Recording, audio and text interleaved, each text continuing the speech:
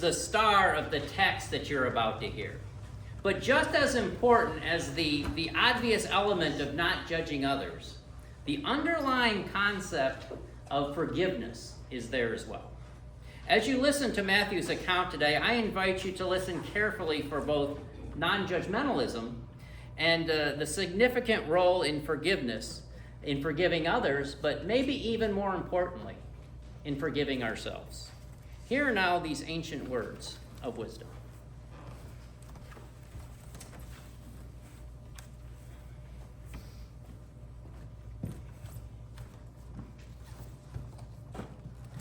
Don't judge so that you won't be judged. You receive the same judgment you give. Whatever you deal out will be dealt to you. Why do you see the splinter that's in your brother's or sister's eyes, but don't notice the log in your own eye? How can you say to your brother and sister, "Let me take that splinter out of your eye," when there's a log in your eye? You deceive yourself. First take the log out of your eye, and then you'll see clearly to take the splinter out of your brother or sister's eye. Don't give holy things to dogs, and don't throw your pearls in front of the pigs. They will stomp on the pearls, then turn around and attack you. Ask and you will receive, search and you will find, knock and the door will be opened to you. For everyone who asks receives, whoever seeks finds, and to everyone who knocks the door is open.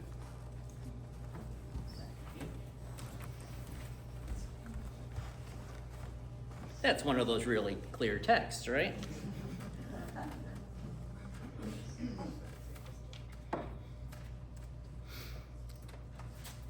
Back when I was in school, I had the opportunity to participate in creating a new course. It was called the Judeo-Christian Journey. And as a part of this opportunity, I was asked to lead one of the discussions. The professor was there, but I was the one leading the class. Now, I don't remember exactly why, but somehow the subject turned to original sin. One student, a young woman, asserted that she believed human beings were innately good and not born sinful, as Reformed theology teaches us.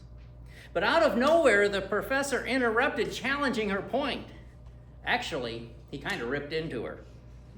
Now, I had studied under and worked with this professor for 4 years, and I'd never heard him raise his voice, let alone yell at someone. So I was, for lack of a better term, I was taken aback. But as I thought about it more, I realized that I had never really thought critically about this dogma. Are human beings born sinful, or are we innocent at birth? Now, the young woman gave the example of racism. No one is born racist. It's something that's taught. Not a completely fleshed out argument, but it gives us a jumping off point. I can understand the professor's position as well, because the doctrine of original sin is one that's very deeply embedded in the theological framework of Western Christianity. And you all know why. It's rooted in the story of Adam and Eve.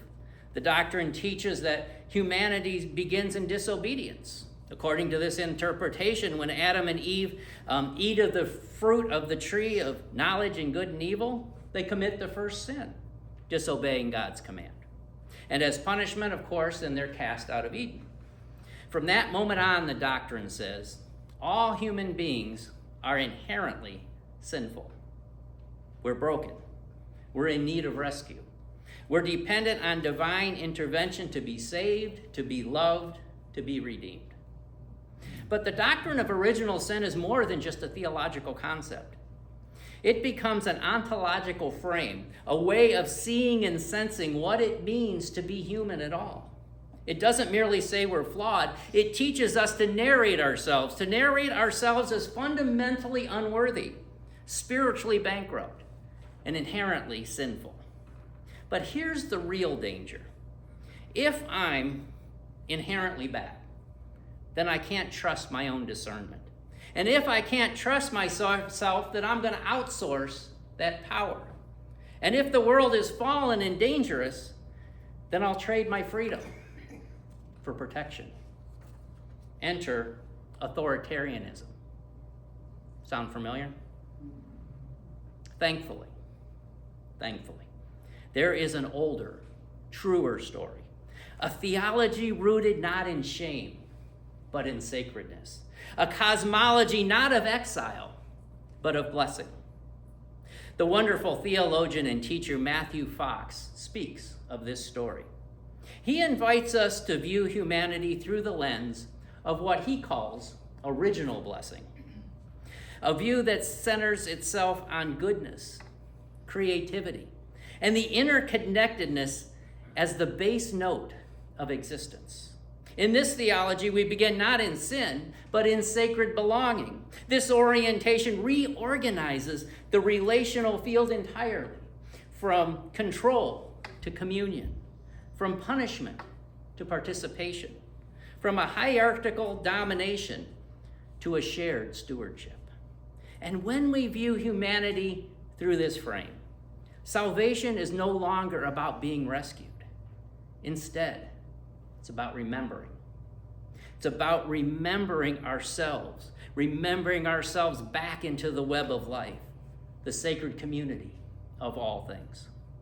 My friends, if we are to build a more just world for all people, then this theological shift isn't optional.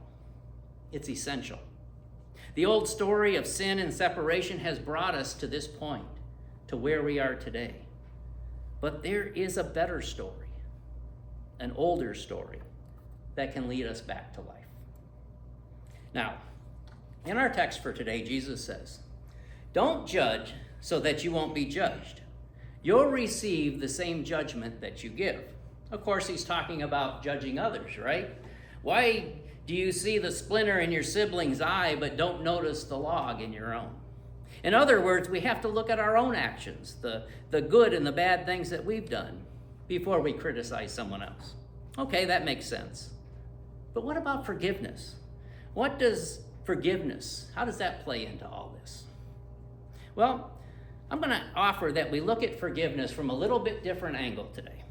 Instead of beginning with our flaws or our failings, imagine a forgiveness that's rooted in the inherent goodness and blessing that's a part of every human being. You see, we're created with the capacity for compassion and generosity and hope, right? These things are innate. They're within us. And if we're born with these good qualities, then it only makes sense that others are born with this original blessing as well. And when seen in this light, forgiveness is no longer focused on the shortcomings of others, but rather it becomes about honoring God's blessing within each person, even in moments of disappointment and hurt. So to forgive is to affirm that each of us, at our very core, carry the light of possibility, a light that shines when we approach forgiveness from a place of love. And it's then that we begin to receive by asking. It's then that we find by searching. And it's then that the door is finally open. My prayer is that each of us, that all of us, come to understand God's original blessing is the core of our very being. May each of us and all of us come to understand that God's original blessing is at the core of our opponent's being.